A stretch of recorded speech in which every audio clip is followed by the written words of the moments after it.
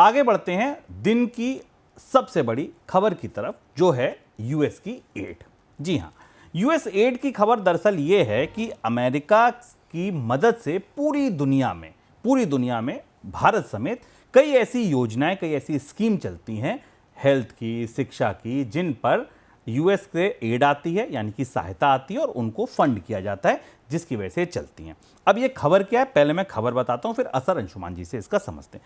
खबर यह है कि राष्ट्रपति डोनाल्ड ट्रंप ने एक एग्जीक्यूटिव ऑर्डर पास किया, जिससे 90 दिन के लिए यूएस की जितनी एड थी उससे जुड़े जितने कार्यक्रम थे उनको रोक दिया गया।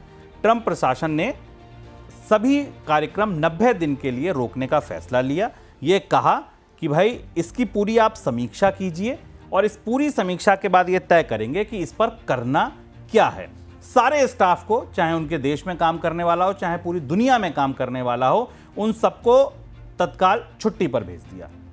सोचिए कि एक राष्ट्रपति सुबह उठा, उसने सोचा कि चलो आज यूएस एड बंद करते हैं, और कहा सब पूरी दुनिया में जितने लोग काम कर रहे हैं इस एड से जुड़े, देश में भी काम कर रहे हैं, विदेशों में काम कर रहे हैं, आप उनको सबको छुट्टी पे भेज दो और समीक्षा करो कि ये करना है नहीं करना है, और उसके बाद हम तय करेंगे कि क्या होगा।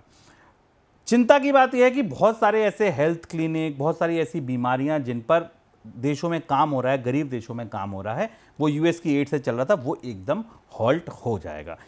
सर, सबसे पहला असर तो मुझे लगता है पहले तो घर की ही चिंता करें, दुनिया की बाद में करेंगे। भारत में, हमारे देश में इस फैसले का कितना बड़ा असर हो सकता है?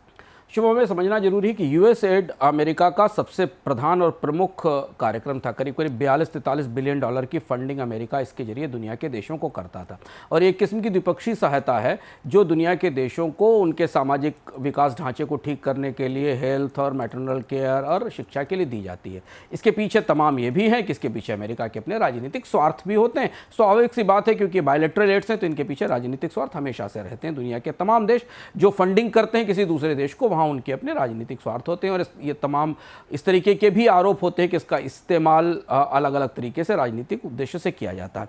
भारत के लिए इस ऐड का बंद होना ट्रंप की तरफ से किया गया एक और प्रहार है।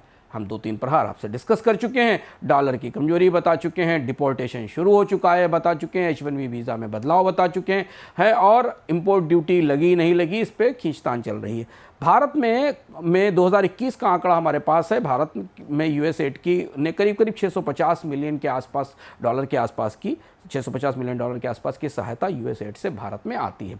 भारत में यूएस फंडिंग का यह आंकड़ा 2024 तक का है, जो आपके सामने आपको चार्ट पर दिखाई दे रहा है।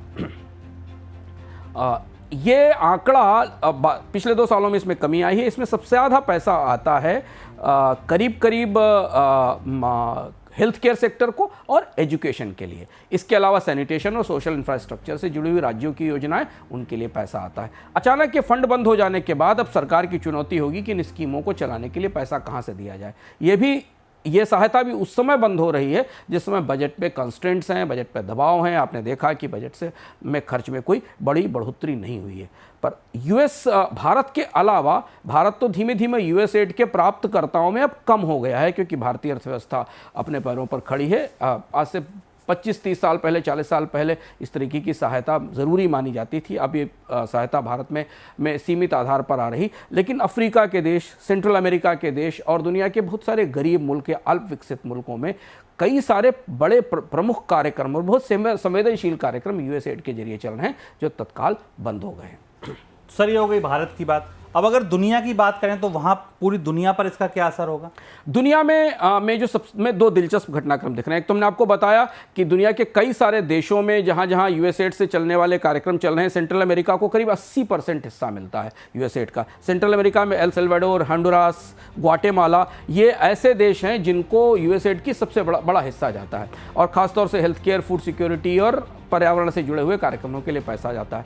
कई एनजीओज को इसका फंड जाता है, जिस पर तमाम सवाल उठाए जाते हैं। वो एनजीओज के फंड बंद होने से वो एनजीओज बंद होंगे और बेरोजगारी आएगी। ये माना जा रहा है करीब 10,000 कर्मचारी यूएस एड के बंद होंगे। पर इसका जो सबसे बड़ा बदलाव है, जो हमारे लिए समझना जरूरी है, जो हम आपको अगले डेटा पॉइंट में समझाने की कोशिश करेंगे, कि यूएस एड से बाहर निकलने के बाद ये बाजार, ये पूरा का पूरा पाइपलाइन, ये पूरा का पूरा चैनल चीन के हाथ में जाने का खतरा है, क्योंकि जिन जिन जगहों से चीन बाहर, अमेरिका की सहायता बाहर निकलेगी, वहां चीन आगे जाएगा। आंकड़ा ध्यान से देखिए, चीन अभी हालांकि चीन की जो फंडिंग है वो करीब 6-7 बिलियन डॉलर के आसपास की फंडिंग है। उसकी तुलना में हाँ, करीब 5 से 7.9 बिलियन डॉलर की फंडिंग है, जबकि यूएसएड का, जैसे मैंने बताया, 42-43 बिलियन डॉलर की फंडिंग है। लेकिन ये जिन गरीब और अल्प विकसित देशों में अमेरिका का पैसा जाता था, वहां अब चीन के लिए ये बाजार खुल रहा है, और चीन इस फंड के जरिए वहां राजनीतिक रूप से चीज़ों को प्रभावित करने की कोशिश करेगा। यूएस आमतौर पर डेमोक्रेसी से जुड़े हुए ऑर्गेनाइजेशंस को, सिक्योरिटी से जुड़े ऑर्गेनाइजेशंस को और मानवीय व्यवस्थाओं से जुड़े ऑर्गेनाइजेशंस को पैसा देता है, जबकि चीन डायरेक्ट फंडिंग भी करता है, और इसके अलावा जो उसका अपना जो कॉरिडोर है जिसके जरिए वो इंफ्रास्ट्रक्चर में फंडिंग करता है, इसमें वो इंफ्रास्ट्रक्चर में पैसा डालता है, मिनरल रिसोर्स की सिक्योरिटी में पैसा डालता है, और चीन ने अपना बड़ा हिस्सा सॉफ्ट पावर में अपना प्रभाव अफ्रीकी देशों में बनाने के लिए बनाया है। तो अमेरिका ने एक तरह से इन देशों को खुला छोड़ दिया है, जहां अब चीन का पैसा, चीन की फंडिंग पहुंचने की संभावना है। सर, एक तो चीन, ऊपर से फंडिंग, मतलब ये कितनी बड़ी चुनौती, कितनी बड़ी चिंता हो सकती है उन देशों के लिए, क्योंकि चीन का अगर आपको कर्ज की ही आप इतिहास देख लें तो चीन तो कर्ज ही बड़े कठिन शर्तों पर देता है, और तुम कर्ज में डिफॉल्ट करो और तुम्हारे एयरपोर्ट और सड़कें और ये इस तरीके की स्थिति शुरू कर देता है। अब अगर चीन एड देगा तो ये कितनी चिंता की बात है, आपको लगता है कितना रिस्की, सही वर्ड इज रिस्की कितना है चीन से एड ये पूरी दुनिया में पहुंचना? चीन दुनिया में भरोसेमंद डोनर नहीं है, कर्ज के मामले में तो कम से कम बहुत भरोसेमंद डोनर नहीं है। सहायता के आंकड़े अगर हम चीन के सामने देखें तो पाकिस्तान, रशिया और वेनेजुएला को चीन से सबसे ज़्यादा सहायता जाती है। इसके अलावा अफ्रीकी देशों को, कुछ एशियाई देशों को और लैटिन अमेरिकी देशों को चीन से सहायता जाती है। लेकिन जैसा हमने बताया कि चीन की फंडिंग का तरीका अमेरिका से बिल्कुल अलग था। अमेरिका की अनुदान फंडिंग थी, ग्रांट फंडिंग थी यूएसएड के जरिए। चाइना वहाँ ज़मीन लेता है, वहाँ प्रोजेक्ट बनाता है, मेट्रो बनाता है, सड़कें बनाता है, माइंस लेता और उससे इकोनॉमी डेवलप करता है। तो एक किस्म का इकोनॉमिक इन्वेस्टमेंट होता है जो चीन की तरफ से किया जाता है। जिस तरफ आप इशारा कर रहे हो वो बात बिल्कुल सही है। चीन के कर्ज को लेकर और चीन के कर्ज की शर्तों को लेकर दुनिया में बेहद सवाल हैं, बड़े सवाल हैं। चीन अपने कर्ज की जैसे वसूली करता है, अफ्रीकी देशों को अपने नेचुरल रिसोर्सेज चीन के हवाले करने पड़े, माइंस उसके हवाले करनी पड़ी।